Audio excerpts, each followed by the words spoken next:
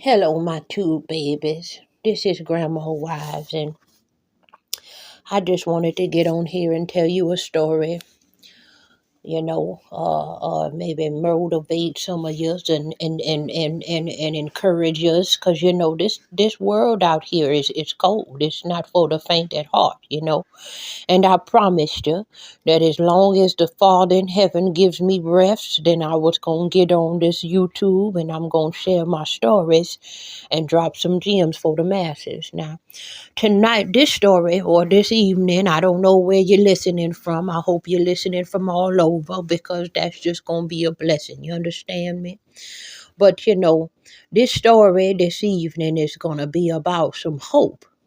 Just a little hope, because we all need hope. And the Bible says that hope deferred makes the heart sick. I didn't live all these years for me to not, exercise some hope, even if things don't work out the way that I expected or the ways that I had wished. The Father's will be done no matter what. Okay. So we going to praise his name, and we gon' give glory to the one that created us, the one whose name is in our DNA and whose name is in every breath that we take. Okay. So now, this is a story about a young girl, and this young baby girl, she was always real bright. She was born to some families that, they loved her, but they struggled all the time. They struggled. No, that most of the peoples here, they on the world, they ain't rich, unless they affiliated with something, and that's a horse of another color. So this baby girl, she was real bright and she was talented and everything like that, and she had big dreams. She had big dreams, but you know life had knocked her down some. Well, she kept a good head on her shoulder all the time, but there was moments in her life where she was discouraged, and she wanted something, but she had to settle, and then she realized that she pretty much grew it up with a mindset of settling, and even in her settle, she was always forced to settle, and she never gave up. She always made the best out of her situation. But this baby girl ended up leaving her mother's house when she was a teenager, and not by her own, choices, but because her mother had a situation and a circumstance that put her in a position where she lost her place of residency. And so this baby had to go and live around and live with peoples, and she tried to stay, the best way she could, and she kept a good head on her shoulder, but it put her in a place of a feeling of deep inadequacy, because while she was bouncing around, she was staying with people whose parents was taking good care of them or was providing for them. And so, deep down, she of course was wanting a thing. She wanted, her mother to get herself together, but she never gave up. She kept hoping because she was taught by her grandmother, that she can do all things through Messiah that strengthened her. So she kept that going, and she always believed she wanted to treat people how she wanted to be treated. Now, granted, she did pick up some faulty ways from surviving and some things she learned from her breeding, but she still kept on pushing. So the baby girl kept going. She ended up leaving, the place where she was her hometown, and she moved out to state somewhere. And she this is where she grew her wings. Now, throughout this time frame, excuse me, baby, out of this time frame, she went through relationships and heartbreaks and disappointments and things like that. But she never stopped worshiping or praising or having a mind for the Father in heaven. And so she went through a series where she decided enough was enough. She had been tired because she had while she was out in the streets with, when she left her mother house, she had, inquired some bad habits. She was, she had some habits that she needed to break, and, entertain some things that she shouldn't have entertained. And, she had picked up to stealing and to do things, but she stole. It was like she was like Robin Hood. She would rob Peter to pay Paul. And what I mean is, when she would steal stuff, it wasn't always for selfishness. Whenever she would steal and give to other people. It wasn't okay that she was stealing, but she always had a heart for taking care care of peoples that was around her and the people that she loved. She spoiled everybody, even if she wasn't spoiled herself. Everybody knew that she was gonna show up for them and support and do all of that stuff. So anyways, not to branch off too far, and if I do, please charge it to my head and not my heart, because I'm just trying to get this story of hope out there for your babies, okay? And please, if you haven't already, like and subscribe and share on your media platform, so that the people can know that grandma out here trying to drop some gems to the masses, okay? So bless you so much. So anyways, back to the story. So the baby, she would steal and she would give it to people. And so, she went through her periods of time where she would make decisions that wasn't the best, but she had learned how to live in a state of survival. And so one season, she had got tired of living like she was living. She was tired of being addictive. She was tired of, being a whoremonger, because she was out there, she was classy with it, but she was sassy with it too. So she was doing, what y'all kids say, busting the biscuit can open. That's what she was doing. She was busting the biscuit can open. And so while she was busting the biscuit can open, she was out, she was defiling herself anyways. And so she got to a state where she got tired of living like she was living, and she felt like the reason why her life was the way it was is because she didn't surrender to the Father. She knew about him, and she knew the right from wrong, and so she made a decision. And oh and behold, she went through a season of wilderness that she had never ever experienced, and it was a case of witchcraft, and she was losing her jobs, and she was losing her hair, and her skin was attacking itself, and her body was attacking itself, and her ovaries was attacking itself, and people was blocking her every way she can go, putting a picture on altars and blocking her blessings and monitoring her with them spirits and them animals that they was doing. And yes, I'm talking about some stuff for those that know. Y'all know that this is some real stuff. The people was doing it. They was doing it back in the Bible days, and that's the reason why us peoples of color, we are in the bondages that we in. See, we don't want to take responsibility, because if we do, then we can't blame it on nobody else. But it was our ancestors, our forefathers. Not only mean the spiritual ancestor that people be talking to, the familiar spirits. I'm talking about our actual ancestors, all the way up to Abraham, Isaac, and Jacob. Okay, that's what I'm talking about. The people of Israel that was doing too much anyway. So this baby was experiencing a mass amount of witchcraft. People was destiny swapping with her and doing all kinds of stuff. And she reached a period where she just felt like she was never going to make it out. Mind you, she had already lived homeless in a car. She had been homeless multiple times. And so she just couldn't catch a break. Everything she tried flopped, and everything she tried kept going under. And she just kept on trying. And in this particular season of her wilderness, she almost wanted to give up.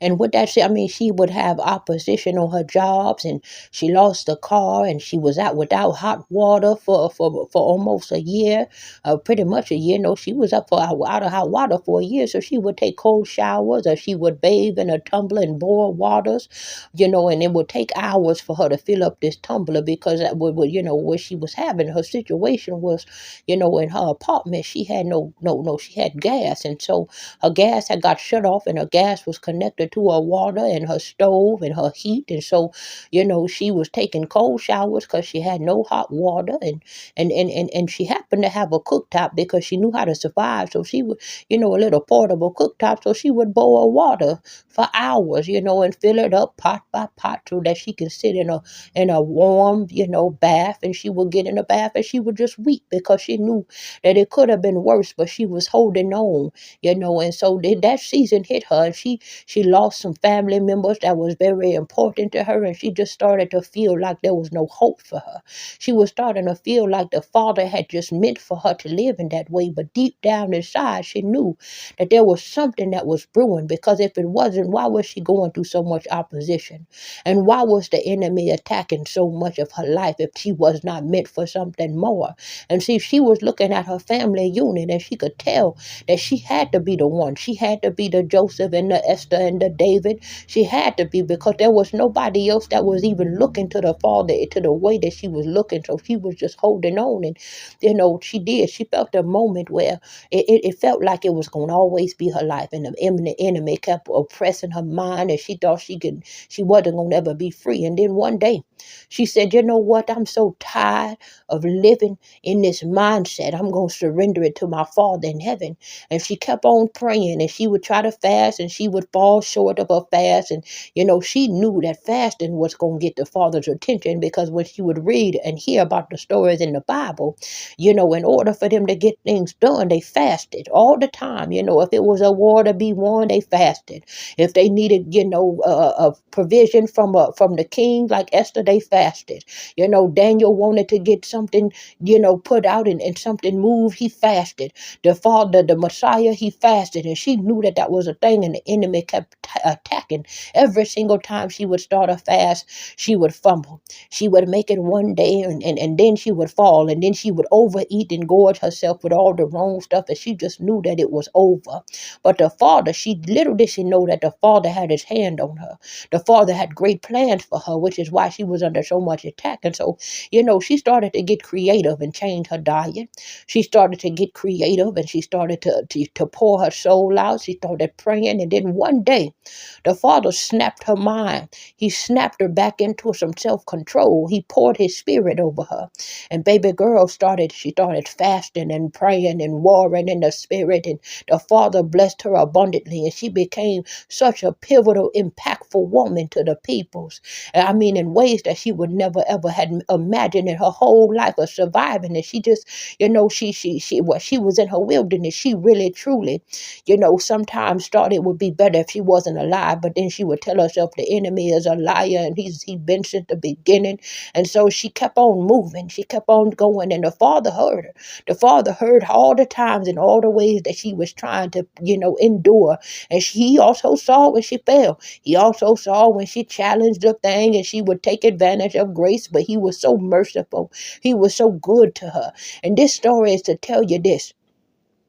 If you fall, okay, because the Bible says the just will fall several times. If you fall, don't stay down. You get back up, okay, because those who endure to the end will be saved, okay. So don't believe the lies, because it says it in his word. It's not one that is a lie. He ain't a man that he should lie. So if the word say, okay, those that endure, meaning to overcome, to keep pushing, even when it seemed like all hope is lost, even when it seemed like you don't know what you're looking at and it don't feel like it's going to be a change. The Father say that he will do a new thing, that it shall spring forth, and that you shall know it, and that he will make a road in the wilderness, and that he will make a river in the desert. And it also said that the Father can do exceedingly and abundantly above all that we can ever think or ask. And the baby girl never thought in a million years that she would be living in the ways that the Father had prepared and was working out for her. So she decided that she wasn't going to give up. And she was so grateful that she did. And she was so grateful that she let the Father have control, because this is what happened. One day she was in a situation where she felt like she was never going to move. She had no car. Her finances was just enough. She was trying to launch something that she couldn't tell how she was going to launch it. She had a bunch of debt. And then what she started doing was debt, like trusting the Father in such a drastic way, in such a radical way, that the Father saw that, and he looked up and he said, you know what? I know that you've endured many things, and I've been there. I've been there with you in all your struggles, baby. And I'm glad that you didn't give up. I know you felt like you wanted to, and you even fell, but my love and my grace is so sufficient. You have no idea. And she always felt like she was making the Father mad. But what he was doing was just refining her. And he started to expose his love to her. And so she was so grateful that she didn't give up. So this is what I'm saying to you, babies, if I haven't already said it, and if I've repeated myself more than a few times. The repetition is the mother of all learning. And it's going to stick to you. And forgive me if it sounds redundant.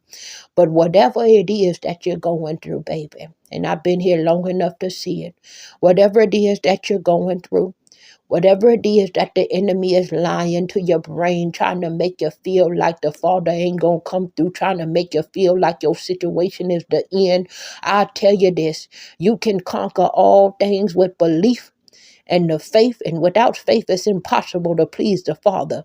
Okay, so you keep your faith no matter what it look like, besides, because you walk by faith and not by sight.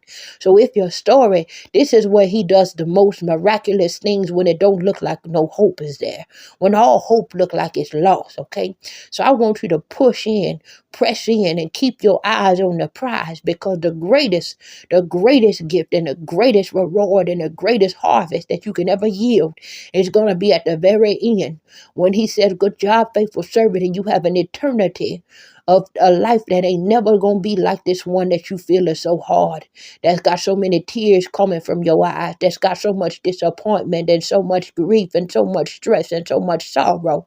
You won't have it no more. But while you're here, you try to be with the best attitude and the heart posture, and every time it's wrong, you cast down every vain imagination.